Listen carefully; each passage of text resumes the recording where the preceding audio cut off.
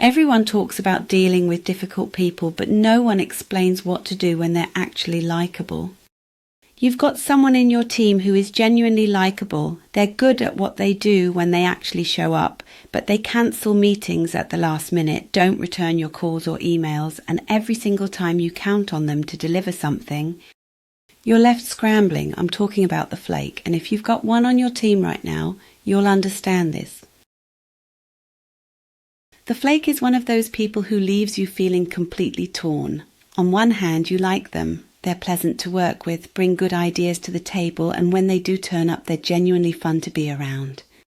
But you've learned the hard way not to rely on them for anything critical. You've stopped counting on them to follow through. You've started building in buffer time for everything they touch because, deep down that whatever they've promised probably won't happen on time or might not happen at all. The worst part is they don't seem to realise the chaos they're creating. They'll apologise profusely when they cancel a meeting 10 minutes beforehand. They'll promise to get back to you tomorrow and then 3 weeks pass with nothing. They mean well, but their impact on your workload and your stress levels is anything but well-meaning. And that's the frustrating thing about the flake. They're not trying to make your life difficult, just chronically, reliably unreliable. Why do flakes keep letting people down? Sometimes it's because they're completely overwhelmed. They've said yes to too many things, they've overcommitted themselves, and now they're drowning. They genuinely want to show up for you, but they're so buried under their own chaos that they can't keep track of what they've promised to whom. Things slip through the cracks, deadlines get missed, and you're left wondering whether you should chase them again or just do it yourself. Other times it's poor time management. They haven't developed the skill of estimating how long things take or planning their day effectively. They think they can fit in 5 meetings and 2 reports and a strategy session before lunch. And when reality hits, something gives. Usually that something is you. And then there are flakes who are dealing with things in their personal lives that are consuming all their energy. Maybe they're going through something difficult at home.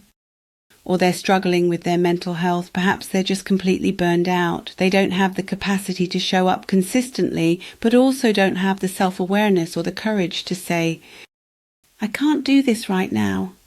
Some flakes have social anxiety. They agree to things in the moment because it feels awkward to say no, but as the date gets closer, their anxiety ramps up, and cancelling feels easier than facing whatever situation they've committed to. This doesn't make it any less frustrating for you, but it does explain why they keep doing it. The flake doesn't set out to hurt you or let you down. They're not malicious. They're not doing it deliberately. The impact is real, and you have to deal with the consequences of their flakiness. Let's be clear about what this actually costs you. When you've got a flake on your team, you're doing extra work. You're following up more than you need to. You're chasing people for updates. You're covering for their absences. And doing mental gymnastics trying to figure out whether you can trust them with this particular task or whether you need to find someone else.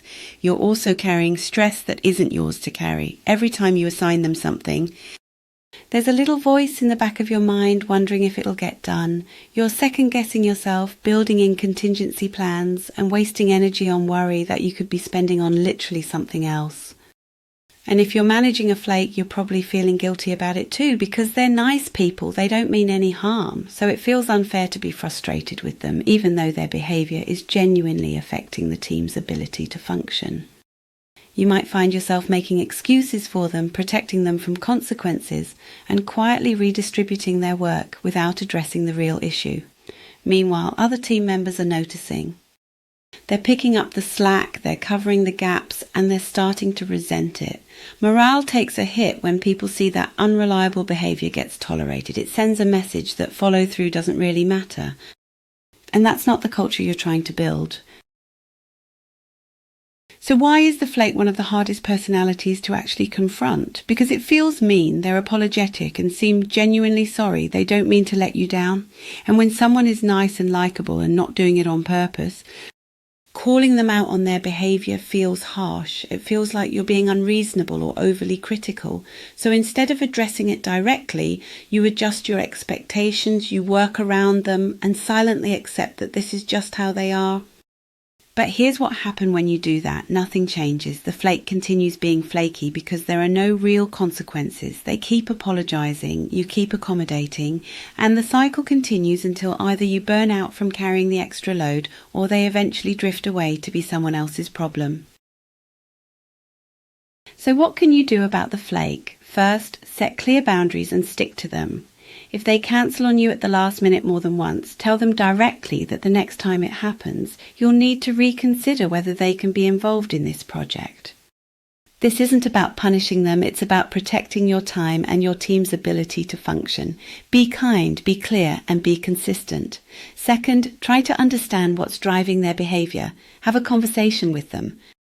Ask what's going on. Are they overwhelmed? Are they struggling with something? Are they dealing with anxiety or personal issues that are affecting their ability to show up? You can't fix their problems for them, but you can create space for them to be honest about what's happening. Sometimes just acknowledging that there's an issue can be the first step toward change. Third, adjust how you work with them. If they're chronically unreliable, stop giving them critical deadlines. Don't put them on the path where their flakiness will derail the whole project. Give them tasks that have more flexibility or pair them with someone who can keep them on track.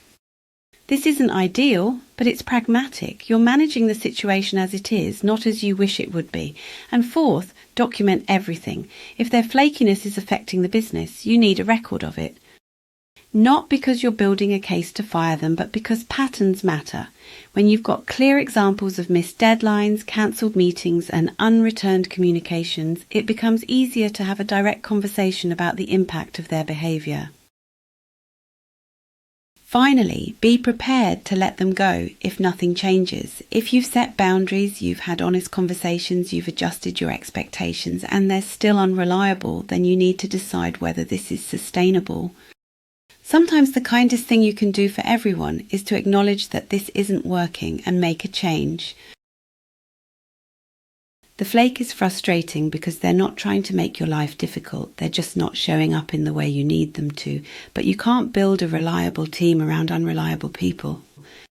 So set your boundaries, have the conversations, and protect your energy.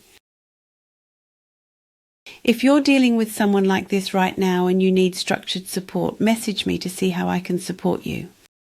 And if this video helped, share it with another manager who's dealing with their own flake right now. They'll thank you for it.